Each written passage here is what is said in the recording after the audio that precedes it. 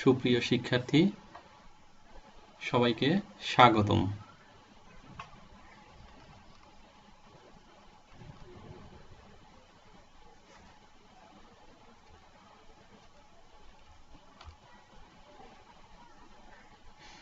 আজকে আমরা একাদশ অধ্যায়ের লেকচার 3 নিয়ে ক্লাস নিব।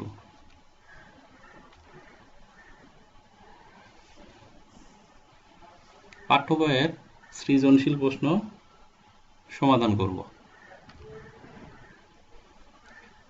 সৃজনশীল প্রশ্ন 1। প্রশ্ন আমাদের বলা আছে, ঢাকার শাহিন ফুড কর্নারের 2017 সালের জুন মাসের প্রথম সপ্তাহের লেনদেন নিম্নরূপ। আমরা এই লাইন থেকে বুঝতে পারছি যে এটা শুধুমাত্র এক সপ্তাহের লেনদেন, এক মাসের বা এক বছরের না, এক সপ্তাহের লেনদেন। প্রতিষ্ঠানের নাম ঢাকার শাহিন ফুড কর্নার। ঢাকার বলা যাবে না, শুধু হলো শাহিন ফুড কর্নার। রাজশাহী থেকে প্রতি ঝুড়ি 500 টাকা দরে 200 ঝুড়ি আম ক্রয়। তাহলে আমরা মোট আম ক্রয় করছি কত? 200 ঝুড়ি। প্রতি ঝুড়ির দাম 500 টাকা। প্রতি ঝুড়িতে আমের পরিমাণ 10 কেজি। আমরা যে 200 ঝুড়ি আম কিনলাম, এক একটা ঝুড়িতে 10 কেজি আম আছে, তাহলে 200-কে 10 দিয়ে গুণ দিলে আমরা সর্বমোট কত কেজি আম ক্রয় করলাম সেটা পাবো। বলছে এর জন্য মোট ট্রাক ভাড়া দিতে হয় 5,000 টাকা এবং প্রতি ঝুড়ি আমের জন্য প্যাকিং খরচ দিতে হয় 20 টাকা। তাহলে রাজশাহী থেকে আম কিনে নিয়ে আসার জন্য 200 ঝুড়ি আমের জন্য আমাদের 5,000 টাকা ট্রাক ভাড়া খরচ হয় এবং এই আম নিয়ে আসার জন্য আগে প্যাকিং করতে হয়। প্যাকিং বলতে ঝুড়ির মধ্যে সুন্দরভাবে মুড়িয়ে এখানে কিছু উপরে খড় বা অন্য কিছু দিয়ে মোড়াইতে হয়, সেটাকে বলা হলো প্যাকিং, যাতে যেন আমগুলো নষ্ট না হয়। এই প্রত্যেক ঝুড়ির জন্য প্যাকিং খরচ হয় 20 টাকা। তাহলে আমরা 200 ঝুড়ি আম 200 গুণন 20 দিলে আমরা প্যাকিং খরচটা পেয়ে যাব। তাহলে আমার ট্রাক ভাড়া, তার পণ্য কিনে নিয়ে আসার জন্য যে খরচ হয় আমরা জানি এটা হলো প্রত্যক্ষ খরচ, প্লাস এই আম নিয়ে আসার জন্য প্যাকিং করতে হচ্ছে, বিক্রির জন্য না, আম নিয়ে আসার জন্য প্যাকিং করতে হচ্ছে প্রতিষ্ঠানে নিয়ে, ক্রেতার দোকানে নিয়ে আসার জন্য, তাহলে এটাও প্রত্যক্ষ খরচ। এরপরে ঢাকায় ট্রাক থেকে আম নামানোর পর দেখা গেল 10 ঝুড়ি আম সম্পূর্ণ নষ্ট হয়ে গিয়েছে এবং বিক্রয়ের অনুপযোগী। আচ্ছা, আমরা টোটাল আম কিনেছিলাম কত ঝুড়ি? 200 ঝুড়ি। 10 ঝুড়ি যদি নষ্ট হয়ে যায়, ভালো আছে কত ঝুড়ি? 200 থেকে 10 ঝুড়ি যদি বাদ দিই 190 ঝুড়ি। তাহলে বিক্রয়ের অনুপযোগী হয়ে গেছে এই 20 ঝুড়ি। তাহলে বিক্রয়ের উপযোগী কত ঝুড়ি? 190 ঝুড়ি।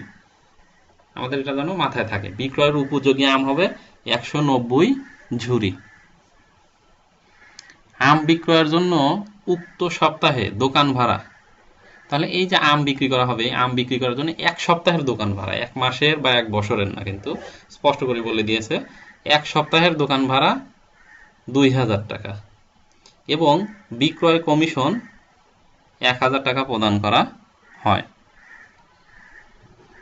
তাহলে আম বিক্রির জন্য হলো দোকান ভাড়া, এটা আমরা জানি হলো পরোক্ষ খরচ। বিক্রয় কমিশন এটাও পরোক্ষ খরচ। তাহলে আমরা পেলাম আম ক্রয় করতে আমার কত টাকা লাগলো সেটাও পাবো। 500-কে 200 দ্বারা যদি গুণ করি, বা 200 ঝুড়ি আম গুণন প্রতি ঝুড়ির দাম 500, একই কথা পাবো আমরা। এরপরে আসবে হলো প্রত্যক্ষ খরচ, হলো ট্রাক ভাড়া প্লাস প্যাকিং খরচ, এই দুইটা হলো প্রত্যক্ষ খরচ। এর সাথে আবার পরোক্ষ খরচ যোগ করব। আচ্ছা, এখন আমাদের করণীয় কি? ক, উপযুক্ত তথ্য হতে বিক্রয়যোগ্য আমের পরিমাণ নির্ণয় করো। তাহলে কি বলা হলো? উপযুক্ত তথ্য হতে বিক্রয়যোগ্য আমের পরিমাণ নির্ণয় করো। আমরা আগেই কথা বলেছি, বিক্রয়যোগ্য মানে বিক্রয় করা যাবে এমন আমের পরিমাণ নির্ণয় করতে বলছে কেজিতে। বিক্রয় করা যাবে কত? আমরা আম কিনলাম হলো 200 ঝুড়ি, এর মধ্যে আমরা দেখতে পাচ্ছি 10 ঝুড়ি আম নষ্ট হয়ে গেছে। তাহলে ভালো আম আছে কত? 190 ঝুড়ি। এই 190 ঝুড়ি আমই হলো আমার বিক্রয়যোগ্য আম। 190 ঝুড়িতে কত কেজি আম আছে? আমরা জানি প্রত্যেক ঝুড়িতে 10 কেজি। তাহলে 190 গুণন 10 দিলে আমরা মোট কত কেজি আম আছে সেটা পেয়ে যাব। খ, শাহিন ফুড কর্নারের বিক্রিত আমের মোট ব্যয় নির্ণয় করো। মোট ব্যয়, আমরা জানি মোট ব্যয় নির্ণয় করার ক্ষেত্রে কি করতে হয়? মোট ক্রয় মূল্য এর সাথে পরোক্ষ খরচ যোগ করলে আমরা মোট ব্যয় পেয়ে যাই। তাহলে আমরা মোট ব্যয় নির্ণয় করতে পারবো। গ, মোট ব্যয় আমাদের যেটাই বের হোক খতে, এখানে নতুন করে তথ্য দিয়েছে। মোট ব্যয় ধরতে হবে আমাদের 1,15,000 টাকা ধরে 20% মুনাফায় প্রতি ঝুড়ি ও প্রতি কেজি আমের বিক্রয় মূল্য নির্ণয় করো। আচ্ছা, তো বলছে যে মুনাফা হবে 20%। এখানে কোনো কিছুই বলেনি। এটা মোট মোট ব্যয়ের 20% না বিক্রয় মূল্যের 20% স্পষ্ট করে কিন্তু বলা নেই। দেওয়া আছে মোট ব্যয় আর বলা আছে হলো 20%। তা আমরা ধরে নেব যে এটা মোট ব্যয়ের উপর, কিছু বলা না থাকলে মোট ব্যয়ের উপর 20%। আচ্ছা, তাহলে মোট ব্যয়ের সাথে যদি 20% মুনাফা যোগ করি তাহলে কিন্তু আমার বিক্রয় মূল্য বের হবে। বিক্রয় মূল্য যখন বের হবে তাহলে প্রতি ঝুড়ি অথবা প্রতি কেজি আমের বিক্রয় মূল্য নির্ণয় করতে পারবো। মোট বিক্রয় মূল্যকে আমরা যদি সর্বমোট বিক্রয় যোগ্য কত ঝুড়ি আম আছে সেটা দিয়ে কেজি দিয়ে একবার ভাগ দেবো আর একবার ঝুড়ি দিয়ে ভাগ দেবো, তাহলেই বের হয়ে যাবে। আমরা যাই এখন অঙ্কে যাই, মূল অঙ্কে যাই, একটা একটা করে সমাধান করি। ক, প্রথমে আমরা ক নির্ণয় করব। তাহলে সৃজনশীল প্রশ্ন সমাধান। 1 ক, বিক্রয়যোগ্য আমের পরিমাণ নির্ণয়। কেজিতে কয় কেজি আম বিক্রয়যোগ্য আছে, ভালো আছে সেটা নির্ণয় করব আমরা। প্রথমে আমরা এইভাবে ছক করে নেব। আচ্ছা, মোট আম, মোট আম কত কেজি আমরা কেজিতে নির্ণয় করব। আমরা জানি হলো 200 ঝুড়ি কিনেছিলাম, তাহলে মোট আম লিখে ব্র্যাকেটে লিখবো 200 ঝুড়ি, যেহেতু 200 বলা আছে প্রতি ঝুড়িতে আমের পরিমাণ হলো 10 কেজি। তাহলে 200 গুণন 10 সমান প্রথম ঘরে লিখবো 2000 কেজি। এখান থেকে বাদ দেবো হলো নষ্ট আম। আমরা জানি যে 10 ঝুড়ি আম নষ্ট হয়ে গেছে। 10 ঝুড়ি গুণন হলো প্রতি ঝুড়িতে 10 কেজি, তাহলে 100 কেজি আম নষ্ট। তাহলে আমরা 2000 থেকে যদি 100 বাদ দিই 1900, তাহলে 1900, 1900 বিক্রয়যোগ্য আম হবে হলো 1900 কেজি। আমরা কিন্তু উপরে ঘরে অন্য সময় টাকা লিখি, এখন কিন্তু যেহেতু কেজি বের করতে বলছে আমরা কেজি লিখেছি। আমরা ক করে ফেললাম, এখন খতে যাব। 1 খ, শাহিন ফুড কর্নারের বিক্রিত আমের মোট ব্যয় নির্ণয়। বিক্রিত আমের মোট ব্যয় নির্ণয়। তাহলে মোট ব্যয় কিভাবে নির্ণয় করতে হয়? আমাকে প্রথমে নির্ণয় করতে হয় মোট ক্রয় মূল্য। মোট ক্রয় মূল্য এর সাথে পরোক্ষ খরচ যোগ করতে হয়। পরোক্ষ খরচ যোগ করলে মোট ব্যয় পেয়ে যায়। আমরা যদি আমাদের আগে যে অঙ্কগুলো করেছি আমাদের মনে থাকার কথা, অবশ্যই আমাদের সারণী দেওয়া ছিল মোট ব্যয় কিভাবে নির্ণয় করতে হয়। না জানা থাকলে আবার জেনে নেব। আমরা এখন অঙ্কে আসি। আচ্ছা, আম ক্রয়। রাজশাহী থেকে আমরা আম ক্রয় করেছিলাম 200 ঝুড়ি আম, প্রতি ঝুড়ির দাম ছিল 500 টাকা। তাহলে 500 গুণন 200, আমরা আগে 200 গুণন 500 লিখতে পারি অথবা 500 গুণন 200 লিখতে পারি, একই কথা। 1 লক্ষ টাকার আম ক্রয় করেছি আমরা। যোগ প্রত্যক্ষ খরচ। প্রত্যক্ষ খরচ আমাদের কি হয়েছে? ট্রাক ভাড়া 5000 টাকা। প্যাকিং খরচ, প্যাকিং খরচ আমাদের হয়েছিল 200 ঝুড়ি আম, প্রতি ঝুড়ি 20 টাকা করে। তাহলে 200 গুণন 20 সমান 4000 টাকা। তাহলে আমার মোট প্রত্যক্ষ খরচ 9000 টাকা। ক্রয় মূল্যের সাথে যদি আমরা প্রত্যক্ষ খরচ যোগ করি তাহলে আমরা পেয়ে যাই মোট ক্রয় মূল্য। মোট ক্রয় মূল্য 1,09,000। এর সাথে পরোক্ষ খরচ যোগ। পরোক্ষ খরচ, দোকান ভাড়া 2000 টাকা 7 দিনের জন্য, যেটা বিক্রয় কমিশন 1000 টাকা। তাহলে মোট পরোক্ষ খরচ আমাদের 3000 টাকা। 1,09,000 আর 3,000 যোগ করলে মোট ব্যয় 1,12,000। আমরা খ কিন্তু করে ফেললাম। তাহলে আমরা কি দেখতে পাচ্ছি, মোট আম ক্রয় করেছি আমরা 1 লক্ষ টাকার, প্রত্যক্ষ খরচ 9,000, মোট ক্রয় মূল্য 1,09,000, পরোক্ষ খরচ 3,000, মোট ব্যয় 1,12,000। আমরা গতে যাব। গতে বলা আছে দেখো, মোট ব্যয় 1,15,000 টাকা ধরে 20% মুনাফায় প্রতি ঝুড়ি ও প্রতি কেজি আমের বিক্রয় মূল্য নির্ণয় করো। আমার প্রতি ঝুড়ি ও প্রতি কেজি আমের বিক্রয় মূল্য নির্ণয় করতে হবে। তাহলে এটা নির্ণয় করতে গেলে অবশ্যই আমাকে আগে মোট বিক্রয় মূল্য নির্ণয় করতে হবে। মোট বিক্রয় মূল্য নির্ণয় করতে পারলে আমরা প্রতি ঝুড়ি এবং প্রতি কেজি আমের বিক্রয় মূল্য নির্ণয় করতে পারবো। প্রথমে আমরা একটা ছকের মাধ্যমে মোট বিক্রয় মূল্য নির্ণয় করে নেব। আমাদের প্রশ্নে মোট ব্যয় বলে দিয়েছে দেখো 1,15,000 টাকা। তাহলে আমরা লিখব মোট ব্যয় প্রশ্নে প্রদত্ত 1,15,000 টাকা যোগ বলেছে যে 20% মুনাফায়। তাহলে আমরা মুনাফা লিখবো 1,15,000 গুণন 20%। কিছু বলা নাই জন্য আমরা মোট ব্যয়ের উপর ধরলাম। 20% হবে 23,000 টাকা। তাহলে মোট বিক্রয় মূল্য আসবে 1,38,000 টাকা। এখন এই মোট বিক্রয় মূল্য 1,38,000 টাকা, আমি কত ঝুড়ি বা কত কেজি আম বিক্রি করলে 1,38,000 টাকা পাবো?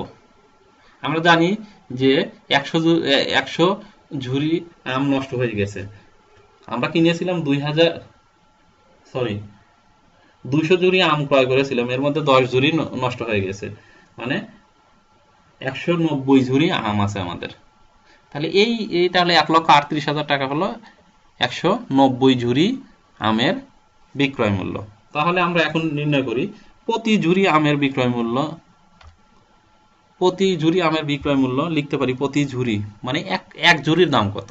তাহলে আমরা মোট বিক্রয় মূল্য 1,38,000, একে যদি বিক্রয়যোগ্য আমের ঝুড়ি, বিক্রয়যোগ্য কিন্তু বলা হচ্ছে, আমরা 200 ঝুড়ি কিনেছিলাম, যেহেতু 10 ঝুড়ি নষ্ট হয়ে গেছে সেটা বিক্রি করা যাবে না, অতএব মোট বিক্রয় মূল্যের মধ্যে সেই ঝুড়িটা হিসাব করা যাবে না। তাহলে আমরা লিখব মোট বিক্রয় মূল্য ভাগ বিক্রয়যোগ্য আমের ঝুড়ি।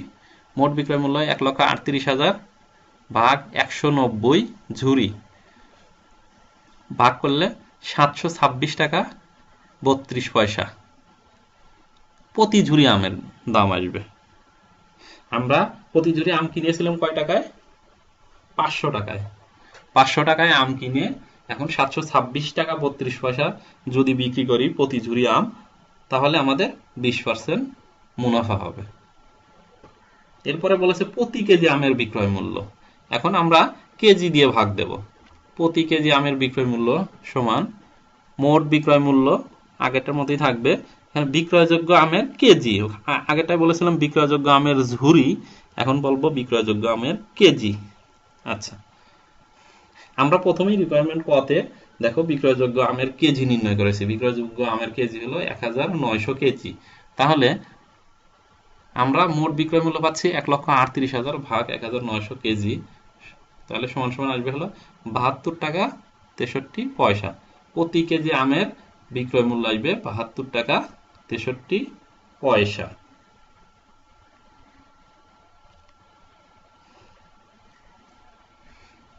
আমরা তাহলে 1 নম্বর সৃজনশীল অঙ্ক করতে পেরেছি।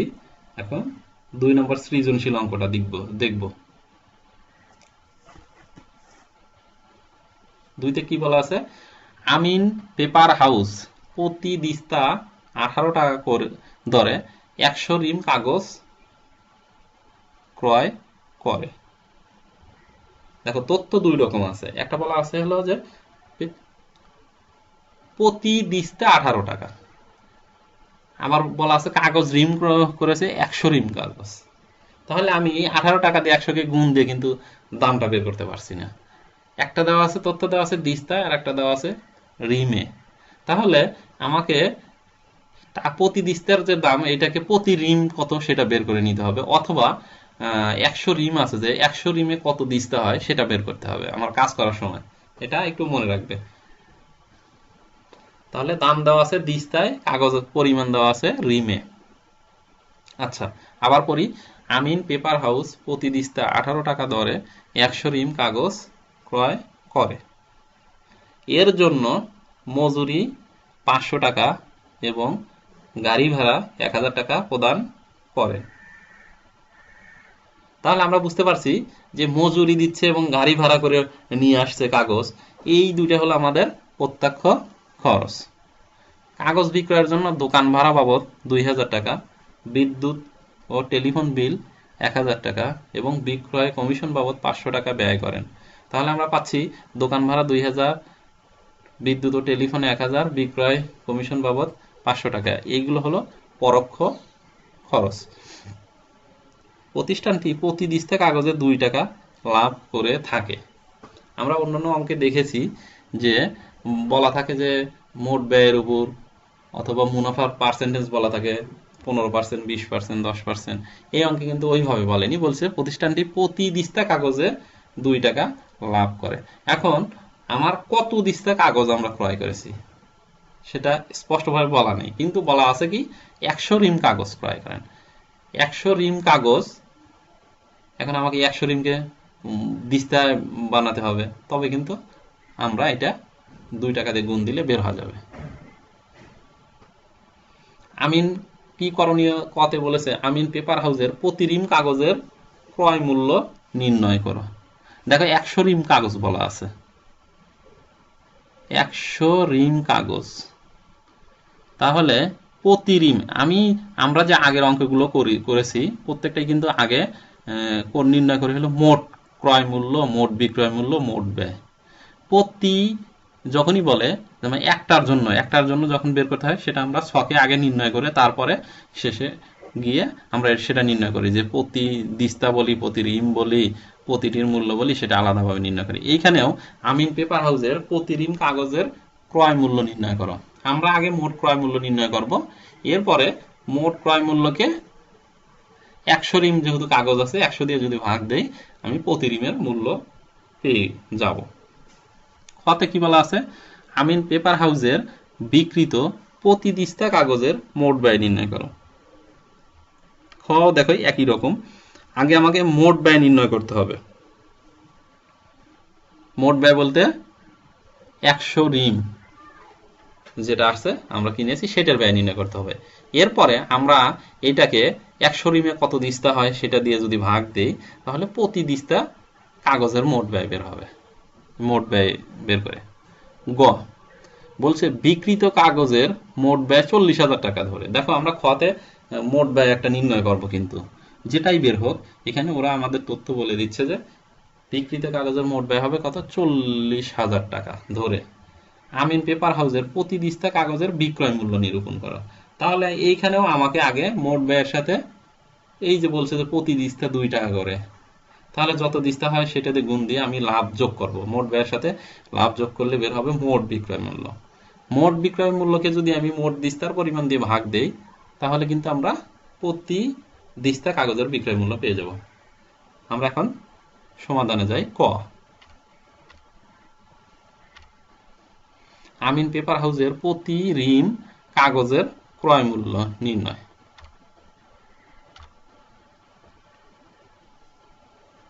কাগজ ক্রয়, আমরা কত রিম কাগজ ক্রয় করেছি, 100 রিম কাগজ। দেখো আমরা সেকেন্ড ব্র্যাকেট ব্যবহার করেছি এখানে একটা তথ্যের জন্য। 1 রিম সমান সমান 20 দিস্তা। 1 রিম, তাহলে 20 দিস্তায় হয় 1 রিম।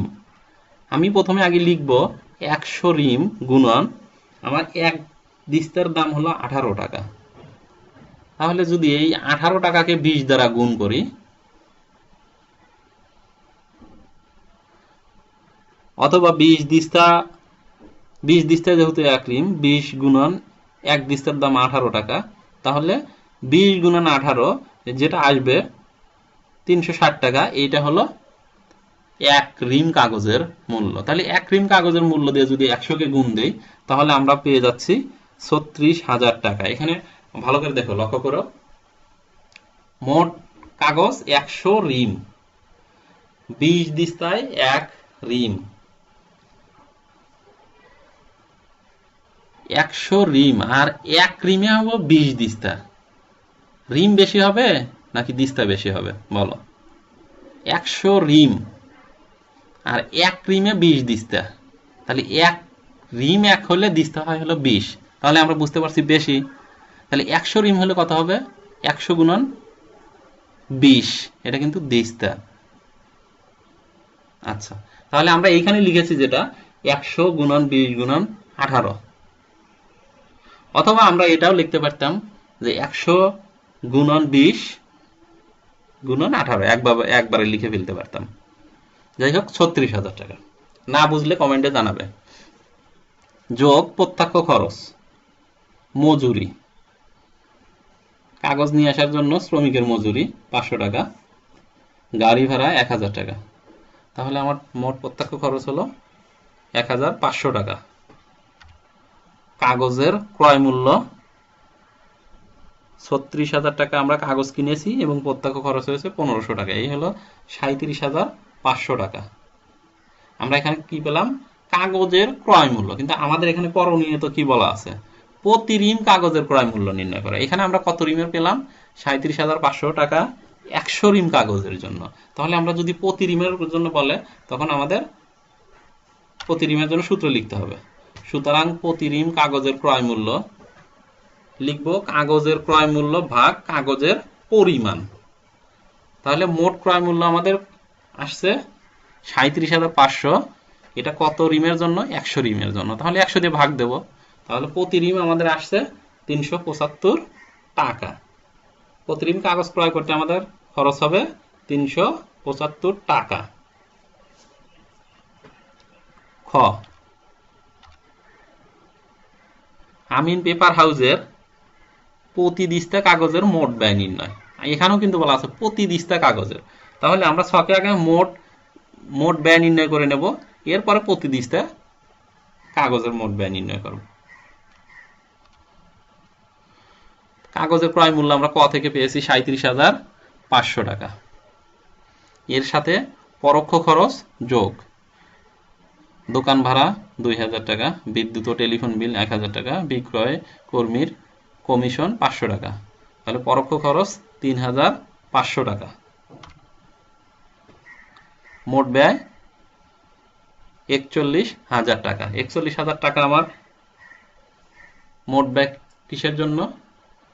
100 রিম কাগজের জন্য, বা 100 রিম সমান কত হয়? 2000 দিস্তা। 100 রিমে হয় 2000 দিস্তা, যেটাই বলি 100 রিমের মোট ব্যয় বলতে পারি 41,000, আবার 2000 দিস্তার মোট ব্যয় বলতে পারি এই 41,000। এখন প্রতি দিস্তা কাগজের মোট ব্যয় নির্ণয় করতে বলেছে। প্রতি দিস্তা, এখন আমরা সূত্রে যাই। বিক্রিত প্রতি দিস্তা কাগজের মোট ব্যয় সমান সমান মোট ব্যয় ভাগ কাগজের পরিমাণ। কাগজের পরিমাণ আমরা ব্র্যাকেটে এখানে দিস্তা লিখতে পারি, অথবা কাগজের পরিমাণ দিস্তায় লিখতে পারি। তাহলে 41,000 ভাগ 100 রিম গুণন 20 দিস্তা 1 রিম, এই কারণে আমি 20 দিয়ে গুণ দিয়েছি। অথবা আমরা একবারে আলাদা যদি এক জায়গায় লিখে নিই যে মোট রিম 100 গুণন 20 সমান সমান 2000 রিম দিস্তা, 2000 দিস্তা লিখে নিতে পারি।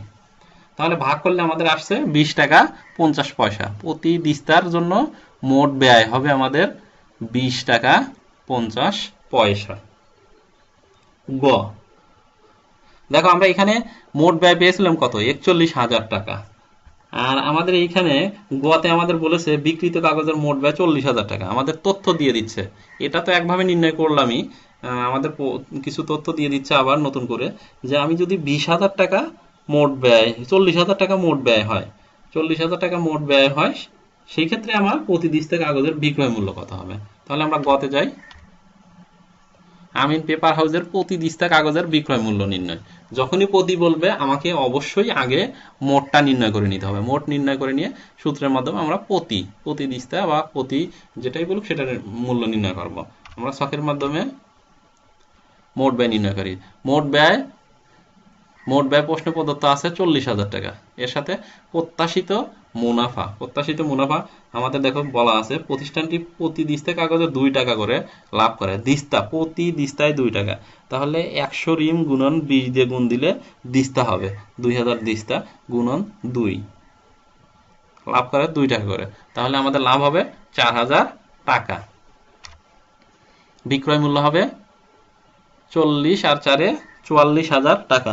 44,000 টাকা হলো 2000 দিস্তা কাগজের বিক্রয় মূল্য। তাহলে এক দিস্তার জন্য কত টাকা? আমরা আসি প্রতি দিস্তা কাগজের বিক্রয় মূল্য। তাহলে এখানে বলছি যে বিক্রয় মূল্য ডিভাইডেড মোট দিস্তা, বিক্রয় মূল্য হলো 44,000 আর দিস্তা হলো 100 গুণন 20 বা 2000 একই কথা। তাহলে আমার প্রতি দিস্তার বিক্রয় মূল্য হবে 22 টাকা। এটি ছিল আমাদের অনুশীলনী 2টা অঙ্ক। এখন আমাদের বাড়ির কাজ। এটা কোন একটা বোর্ডে এসেছিল হয়তো। দেখো কি বলা আছে, জনাব সাকিব ইংল্যান্ড থেকে 5% বার্তায় প্রতিটি 6,000 টাকা দরে 150টি মেশিন ক্রয় করেন। কতগুলো মেশিন ক্রয় করেছে? 150টি, প্রতিটির দাম কত? 6,000 টাকা। আবার বলা আছে 5% বার্তায়। এই বার্তাটার নাম কি? হ্যাঁ, আমার মনে হয় বুঝতে পেরেছো। আমরা যখন দেখেছি যে কোনো অঙ্কে প্রথমেই যে ক্রয় বা বিক্রয়ের সময় পার্সেন্টেজটা দেওয়া থাকে সেটা হলো কারবারি বার্তা।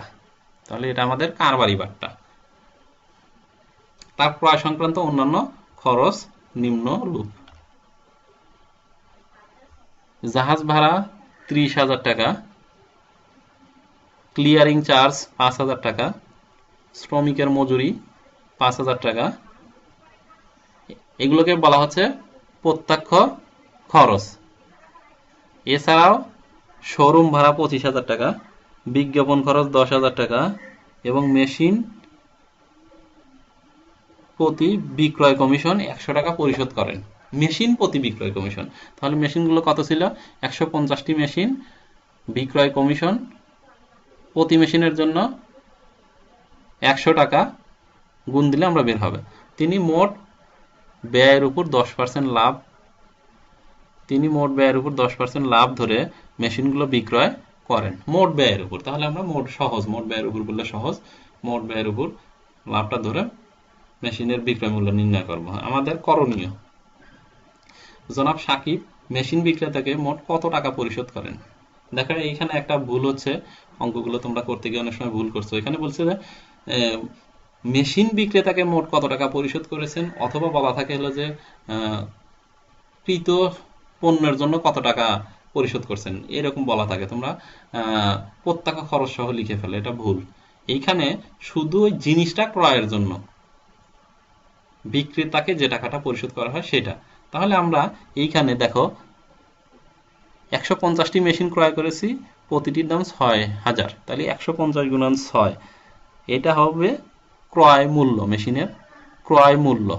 আচ্ছা, এই অঙ্কে, অন্য অঙ্কে ছিল না, এই অঙ্কে যেহেতু আমরা দেখতে পাচ্ছি 5% বার্তায় মানে কি, যখন ক্রয় করব তখনই আমাকে সে মওকুফ করে দিবে, 5% টাকা মওকুফ করে দিবে। তাহলে আমরা এটা যখন আমরা করণীয় ক করব তখন আগে আমরা লিখব মেশিনের ক্রয় মূল্য 150 গুণন 6,000 টাকা, বাদ লিখব কারবারি বারটা 5%, কারবারি বারটা 5%, তাহলে 150 গুণন 6,000 যে টাকা হয় সেই টাকাকে গুণ দেব হলো 5% দ্বারা।